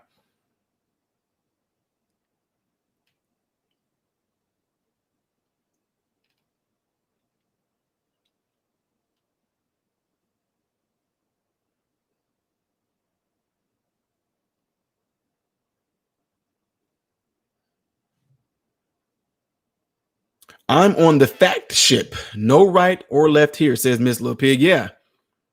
Yep. Pam Watson, you have a good night too from Africa.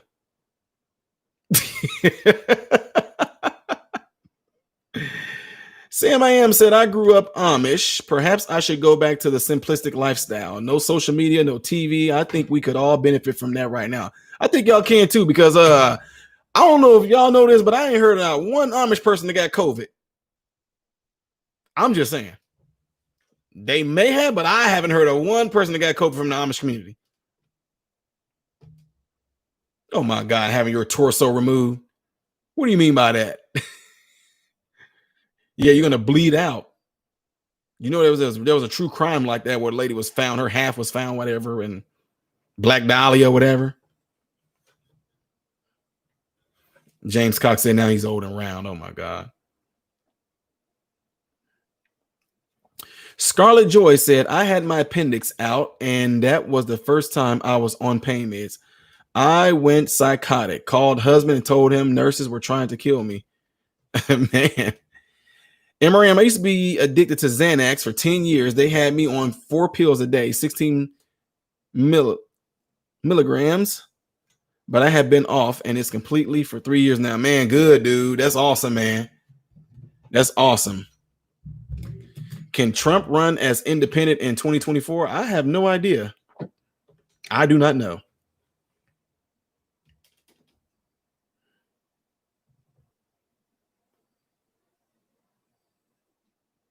Do you think Tom Hanks is a pedophile serial killer? Dumpster fire? I don't know.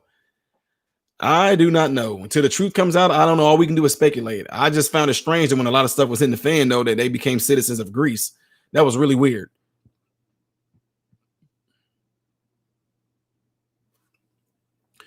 Wisperian said, I must be lucky. Everyone else has a horror story. I think the worst thing I have physically is a sprained wrist. Well, that's awesome.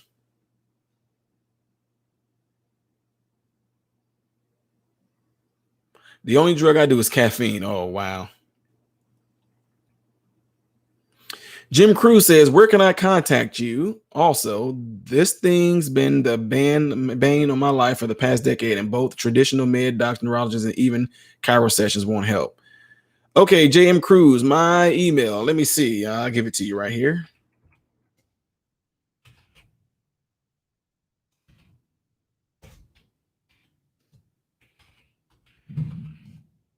There you go.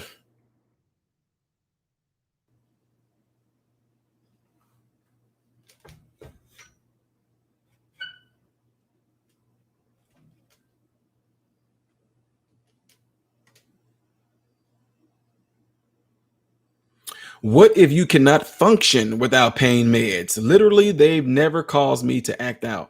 Well, when you say you can't function without pain meds, you have to define what that is, because here's the thing. You can be on pain meds, right? But y'all got to remember that it's all about the underlying issue. Why are you taking pain medication? For instance, if you have a sprained ankle, when you actually heal from the sprained ankle, do you continue to take pain meds? No. Why? Because your ankle is healed and that ankle is no longer painful. So you get what I'm saying? Then people say, well, then what I got going on, I still have pain. Well, then that means whatever it is that you got going on has not healed. And if it's been a super long time, then that's kind of scary. I know that there are some actual derangement and degenerative issues that go on. I totally understand that. I get that. I get when certain structures cannot be healed, but it all depends on what it is you got going on. Baytown says, you're doing great, MRM. You're one of the few that recognize that this racism business is a two-way street. There are those who are seeking solutions and those seeking division. Oh, yeah, I know. Yep. Some people want to go back to almost like they want to go back to segregation. Black Lives Matter. Anyway, MRM says, James Cox, if I don't have my caffeine, I look like a zombie, and that's not good. That's called having withdrawal effects. You ever seen a crackhead that don't get their crack? They look like zombies too. Even though it may not be crack you're doing, same type of withdrawal effects though.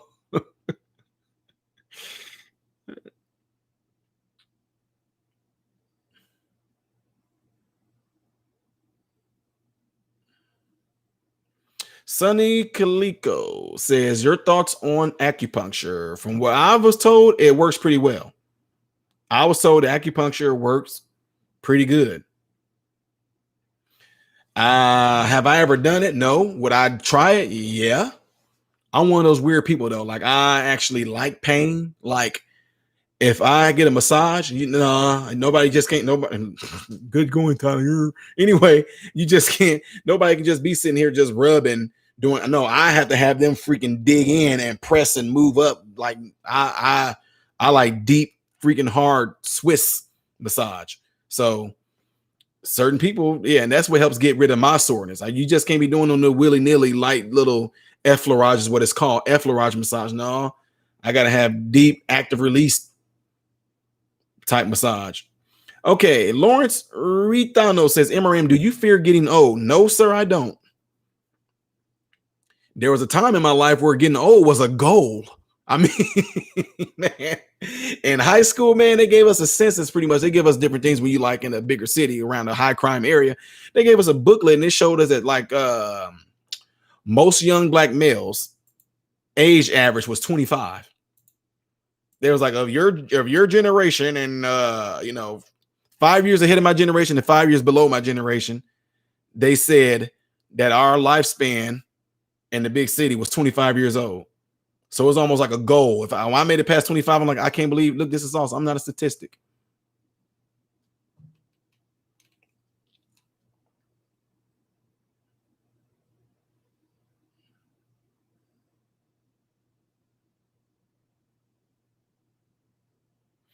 Greta says, at MRM, to be fair, Tom Hanks' wife, Rita Wilson, has always been a dual citizen of the U.S. and Greece.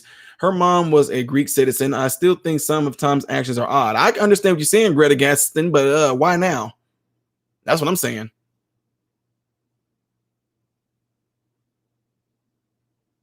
Windex, you have a good night too. All right, James. J5, thank you.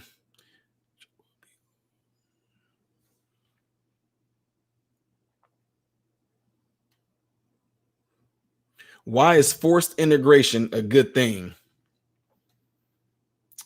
Man, forced integration. Look, Matt, I'm trying to think of let me see. How can you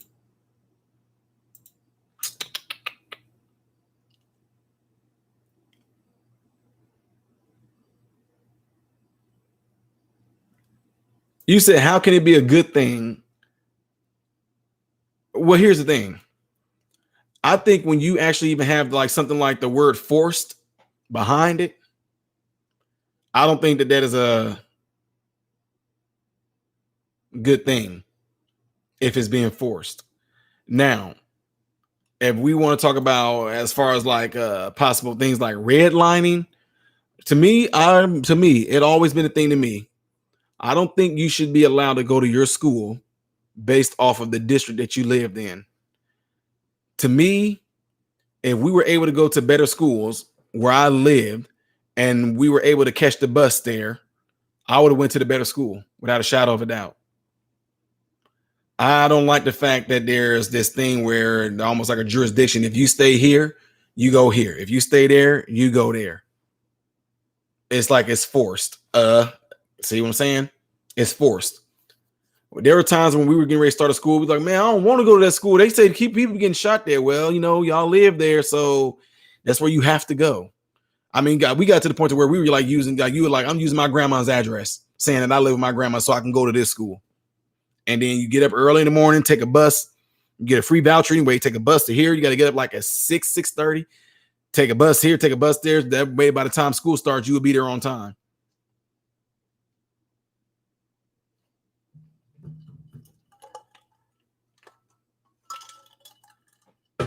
Carmen McAllister, acupressure, I love it.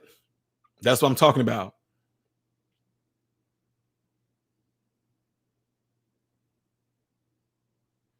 Man, Kimberly, yeah, if your joints are actually together and they are fused, then the only thing that can happen with you in your case, if your Medicare or whatever you have can possibly pay for it, is to get like some type of I don't know where it's at on you, but they can do joint replacement. So I don't know if you're talking about rheumatoid arthritis, or oh man, so that means you're talking about your hands. So your hands are pretty much curved pretty bad then, huh? There's things you can do to limit the pain though. Look up Gearson therapy. I'm telling you, look up the Gearson therapy.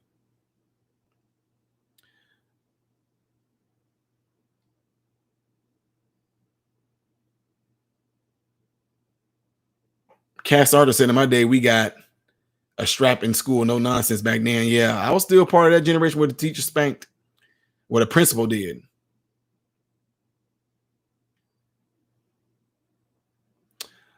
Kitty Catapult said, I got bussed as a kid in St. Louis City. The kids at the other schools hated us. I bet. It's messed up. It's messed up. The worse the school does, the more funding they get. The better the school does, they cut funding off. They cut funding off, and it's not being funded by the government. Then that means you would have to pay for it in order for that school to kind of pretty much fund itself like it's a for-profit school. All right, Amy Hamilton, you have a good night. I'm about to follow you out of here too in a little bit. 3 minutes.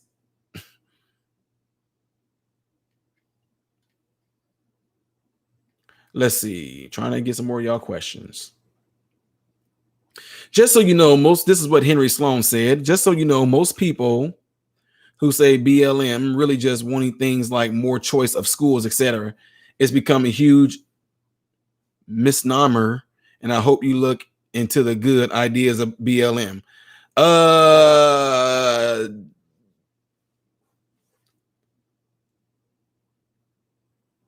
If that's the case, let's just follow me on here, Henry. They have raised over $1 billion. Don't you think it's possible for them to actually do one of them themselves? Like, wouldn't it be awesome if they started a BLME, called it Black Lives Matter Elementary, and put it somewhere? I mean, with $1 billion, surely they can easily start an elementary school, possibly a middle school and a high school with $1 billion. Surely. Just one. Surely. And let's see how that's ran. Be the example. Be the change you want to see. You see what I'm saying? So anyway, I'm with you on that. I totally agree with what you're saying on there. But here's the thing. From what I'm told, I'm only saying it's not because of political reasons, folks. It's not political at all. I'm just telling the truth. Didn't Trump do that? Like, didn't he sign something to get rid of the redlining and all that last time I checked? Didn't he?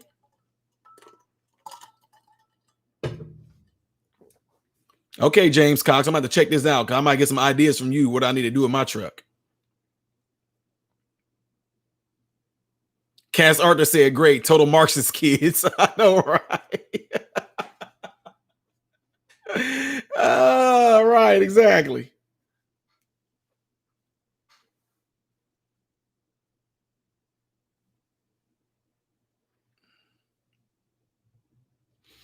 I hear you, Henry. I haven't heard of it or seen it. I'm talking about the ones I'm going based off the founders. Yeah, Matt, I know. Take a day. We know. You know what's interesting? Y'all sent me something that said if you if you type in antifa.com or something like that, it instantly goes to like a Joe Biden thing. That's weird. And this is not to be bashing, folks. I'm just telling you the truth. You put in antifa.com and something, it took you to a Joe Biden thing, which I just found that to be really weird. That could be somebody setting it up that way. I don't know, but I just thought that was weird. Okay, let's see. Samantha Speaks said, look at BLM mission statement. Which dude was right? I don't know who you're talking to, Sam. Oh, you remind me of my friend Samantha. I called you Sam. Samantha, I don't know who I don't know who you were talking to there, so I don't know how to address that statement. MRM 5-ton axle heavy duty springs. Woo. Yeah, James, I'm about to look at that, man.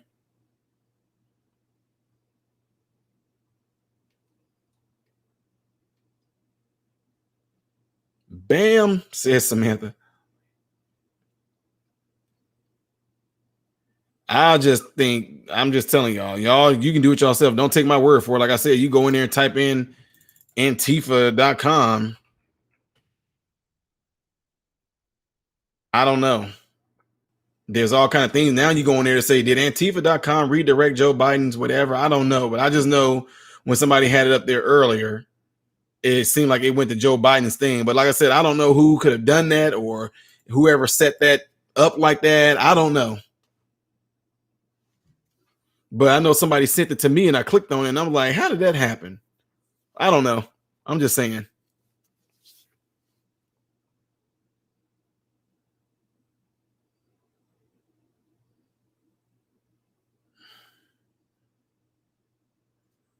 Let's see here.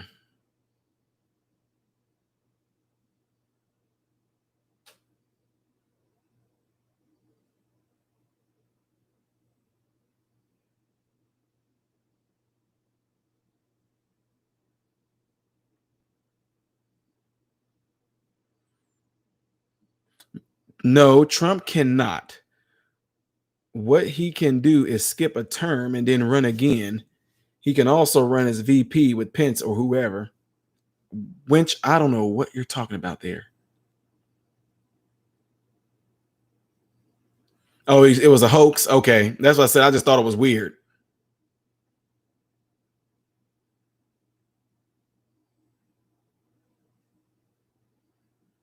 Avery. Oh, that's not Avery. Somebody asked me if do I think marijuana would be legal in a decade. I'm pretty sure it is. Anyway, folks, it is 3 past, and I was gonna be getting off 3 minutes ago, and I'm still there. So enjoyed the conversation with you guys tonight. Enjoy the agreements and the disagreements. If you give this video a thumbs up, it would allow the video to be circulated. And